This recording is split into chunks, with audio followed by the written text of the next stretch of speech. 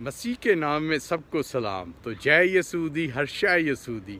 तो दोस्तों, हमारा ग्रुप जैसे आपको बताया है कि इसराइल में पहुंचा हुआ है और देखें वो इतनी जो हॉली लैंड है उसमें यीशु का जो एक पैदाइश थी और वहाँ पे कलाम सुनाना, मुख्तलिफ जगह पे जाना। Okay, I will start, my friend. You want to translate? Yes, ma'am. Okay, we are in Nazareth. ਅਸੀਂ ਇਸ ਵੇਲੇ ਨਾਸਰਤ ਦੇ ਵਿੱਚ ਖੜੇ ਹਾਂ And today, all of us, we are going to enter from here. Look, everybody, where? From here, entering and going to this way. ਤੇ Look, yes, like this way and entering here.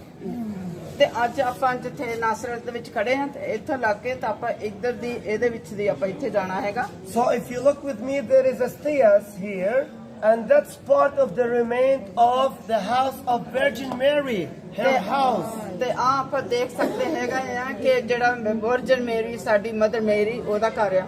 There is the arch and some building which believe that the angel of the Lord, Gabriel, appeared unto her and give her the announcement about the Jesus Christ, that she is pregnant in him. ਤੇ ਇੱਥੇ ਆ ਜਿਹੜਾ ਮੇਰੀ ਦੇ ਘਰ ਇੱਥੇ ਉਹ ਫਰਿਸ਼ਤਾ ਆਇਆ ਸੀਗਾ। ਜਦੋਂ ਫਰਿਸ਼ਤੇ ਨੇ ਜਿਹੜਾ ਗਿਬਰੀਅਲ ਫਰਿਸ਼ਤਾ ਸੀ ਉਹਨੇ ਆਣ ਕੇ ਮੇਰੀ ਨੂੰ ਅਨਾਉਂਸਮੈਂਟ ਕੀਤਾ ਸੀਗਾ ਕਿ ਹਾਂ ਤੂੰ ਇੱਕ ਬੇਟਾ ਜਣੇਂਗੇ। There is a church in the 4th century. They built it on the top of the house of Virgin ਤੇ Mary, ਇੱਥੇ ਆਪਾਂ ਹੋਰ ਵੀ ਚਰਚ ਦੇਖ ਸਕਦੇ ਹਾਂ ਕਿ ਇਹਦੇ ਉੱਪਰ ਇੱਕ ਚਰਚ ਹੋਰ ਬਣਾਈ ਗਈ ਆ but being destroyed. ਤੇ ਉਹ ਹੁਣ ਇਸ ਵੇਲੇ ਖਤਮ ਕੀਤੀ ਗਈ। Then they rebuilt it up during the Crusades on the 12th century. ਤੇ ਤਕਰੀਬਨ 12 ਸੈਂਚਰੀ ਹੋ ਗਏ ਤੇ ਉਹਨਾਂ ਨੇ ਦੁਬਾਰਾ ਬਣਾਉਣ ਦੀ ਕੋਸ਼ਿਸ਼ ਕੀਤੀ। And today there is an artist, his name Giovanni, from Italy, ਇੱਕ ਇਨਸਾਨ ਹੋਇਆ ਬੰਦਾ ਹੋਇਆ ਜਿਹੜਾ ਜਵਾਨੀ ਆ ਇਟਲੀ ਤੋਂ who built that church ਉਹ ਜਿਸ ਨੇ ਆ ਚਰਚ ਬਣਾਈ ਹੈਗੀ ਆ in 1969. ਤੇ 1969 ਦੇ ਵਿੱਚ। Actually, they give it to Antonio Bellucci, ਤੇ ਜਿਹੜਾ ਟੋਨੀਅਮ ਬਲੂਚੀ ਸੀਗਾ ਉਹਨੇ ਉਹਨੂੰ ਦੇ ਦਿੱਤੀ but they refused it. They said you are old style. You don't want him to do it. ਤੇ ਉਹਨੂੰ ਜਿਹੜਾ ਬਲੂਚੀ ਹੋਇਆ ਤੇ ਉਹਨੂੰ ਕਹਿੰਦਾ ਕਿ ਨਹੀਂ ਤੂੰ 올ਡ ਸਟਾਈਲ ਦਾ ਬਣਾਉਣਾ, ਪੁਰਾਣੇ ਜ਼ਮਾਨੇ ਦਾ ਬਣਾਉਣਾ। And Giovanni, he built it like a lily of the valley. The design ਤੇ like a lily. ਤੇ ਜਿਹੜਾ ਜਵਾਨੀ ਆ ਤੇ ਉਹਨੇ ਵਾਕਈ ਇੱਕ ਜਵਾਨੀ ਦੀ ਤਰ੍ਹਾਂ ਜਿਹੜਾ ਪੰਜਾਬੀ ਜਵਾਨੀ ਹੁੰਦੀ ਜਵਾਨੀ ਦੀ ਤਰ੍ਹਾਂ ਚਰਚ ਬਣਾਈ ਹੈਗੀ ਆ। Because Jesus said, I am the lily of valley and the rose of Sharon. ਤੇ ਯਿਸੂ ਮਸੀਹ ਨੇ ਕਿਹਾ ਜਿਹੜਾ ਲਿਲੀ ਐਂਡ ਦਾ ਵੈਲੀ ਆ ਮੈਂ ਉਹ ਹੈਗਾ ਆ। In each area you look, you will see a M. ਨਾਸਰਤ ਦੇ ਵਿੱਚ ਇਸ ਵੇਲੇ ਚਰਚ ਲੱਗ ਰਹੀ ਹੈ।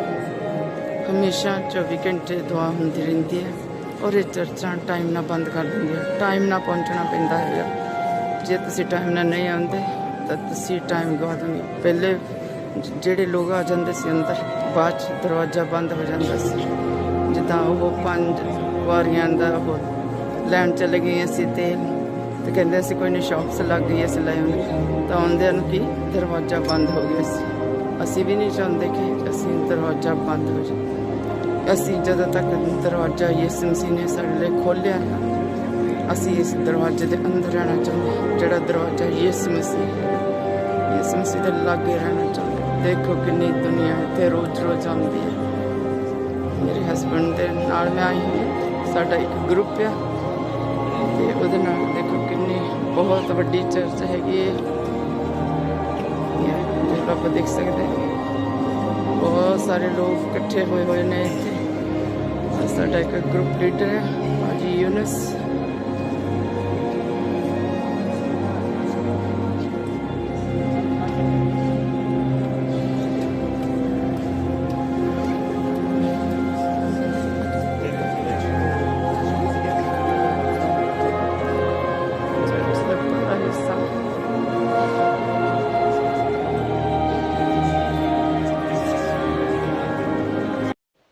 आज हमारी टीम नासरत के वो शहर पहुंचे हुए हैं जो इस्राइल का शहर नासरत, और जहां कुंवारी मरियम को फरिश्ते ने आके मैसेज दिया था कि तू बेटा जनेगी جس کا نام یسوع ہوگا۔ تو دوستو کنواری مریم حیران ہو گئی کہ یہ کیسے ہوگا، پر دیکھیں جو خدا کے کام ہیں وہ کیسے ہیں کہ خدا نے فرشتے کو بھیجا اور کہا یہ پاک روح القدس کے ذریعے سے پیدا ہوگا، اور دیکھیں وہ پاک روح القدس کے ذریعے سے پیدا ہوا اور پوری دنیا میں اور ہر چیز میں اختیار رکھتا ہے، اور دیکھیں وہ مردوں کو زندہ کر سکتا ہے، لنگڑوں کو چلا سکتا ہے، اندھوں کو آنکھیں دے سکتا ہے۔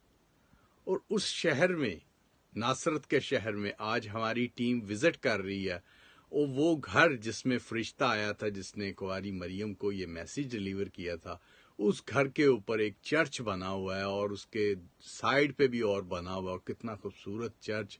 اور ساری ٹیم وہاں پہ، جو یہ لنڈن سے ہماری ٹیم گئی ہے، وہاں پہ وزٹ کر رہی ہے، اور باجی وینا بھی ساتھ ہے۔